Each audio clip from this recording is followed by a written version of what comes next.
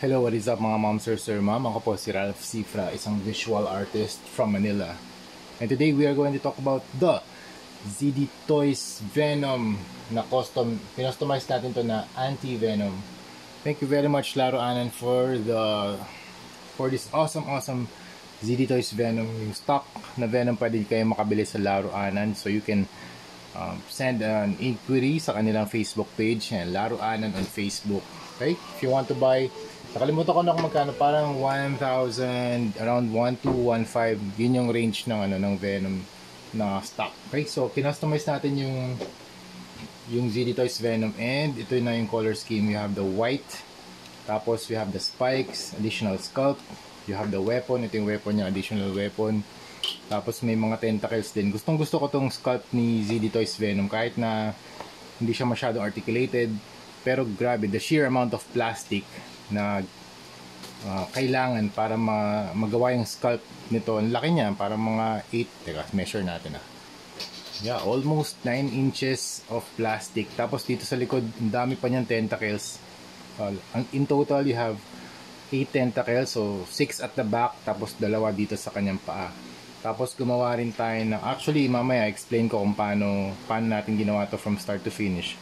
Meron tayong additional sculpts or weapons or accessories na ginawa para kay anti-venom. Okay? So dalawa yung stock natin dito. Actually sold na sila lahat. Thank you very much client. From, I think this is pupunta to sa West Virginia, and yung isa sa Miami, Florida. So, kaya gumagawa na tayo ng video para ma-quality check natin, para makita rin ni client kung ano yung status ng figure bago natin i-ship. Okay?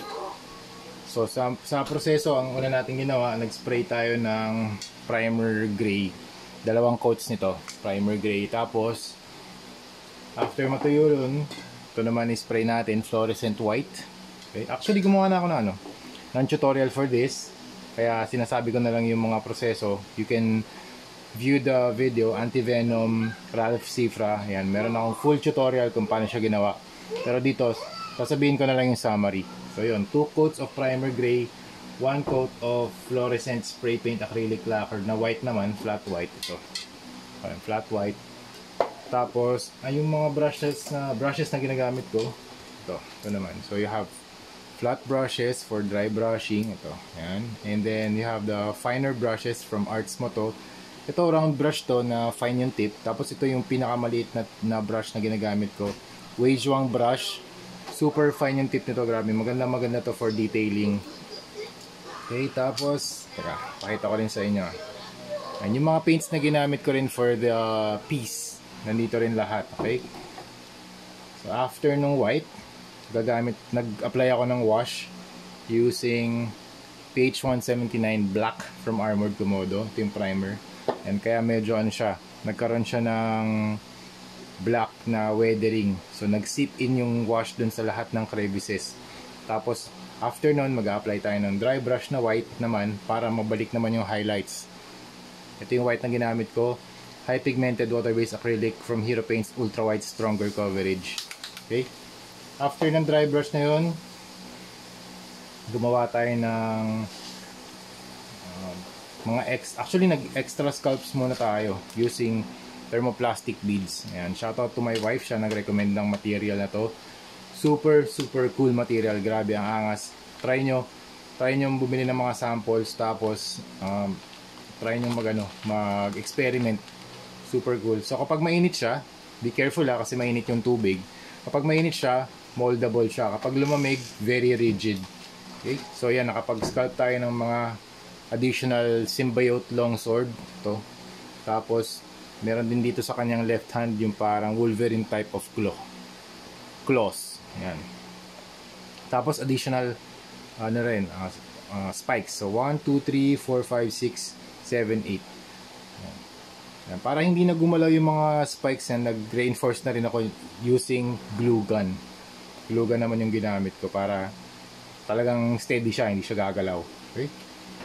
Tapos sa mata naman, nag-apply ako ng black. Tapos ito yung mga highlights na ginamit natin, mga paints na ginamit natin para magkaroon ng glow yung kanyang eyes. So you have traffic yellow, orange, and warm red. Yung warm red naman, ginamit ko rin dito sa mga blood effects niya. Ayan.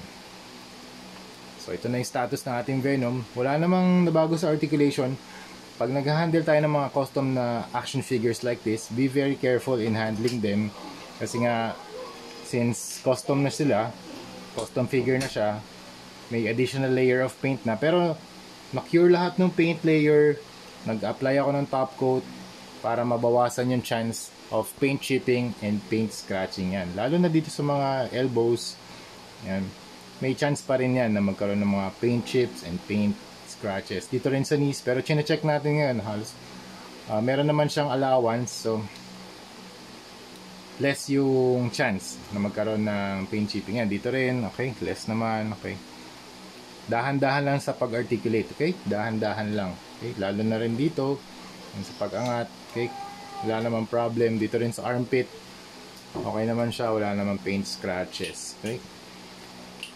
Alright, chine-check lang din natin para alam ni client yung matatanggap niya kapag na-ship na natin yung product.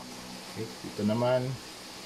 So dito sa dito sa thermoplastic beads, sobrang cool nung material kasi nakakapag-sculpt ka ng from your imagination to dito to reality, di ba? Kasi from concept to idea to reality, nagmamaterialize yung yung mga naiisip natin. Kaya kung meron kayo naisip na sculpt, pwede nyo i-mold by hand. Tapos pag lumamig na yung material, pwede na kayo mag-shape ng mga accessories na gusto nyo. Dito nag-create ako ng based on his right fist. Yun yung yun yung starting point ko.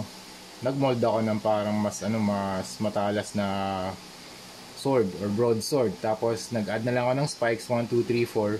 Tapos sa tips niya nag-apply ako ng red for the blood effects. Ayan. Tapos dito sa chest niya, gumawa ako ng logo na anti-venom using page 179 black din. Tapos yung brush na ginamit ko, yung mga orange type of brushes. And round brush yan, tsaka round brush na may finer tip. Yan. So ito lang kanyang status, wala namang problema sa joints, and isi-ship na natin siya. Kaya gumawa na rin ako ng video for this kasi yan, nag-photoshoot na rin ako kasi isi-ship na natin to soon. Thank you very much, clients. Yun lang.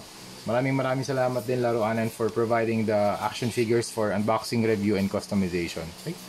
So yun mga ma'am sir, thank you very much for watching and see you sa next video. Bye bye!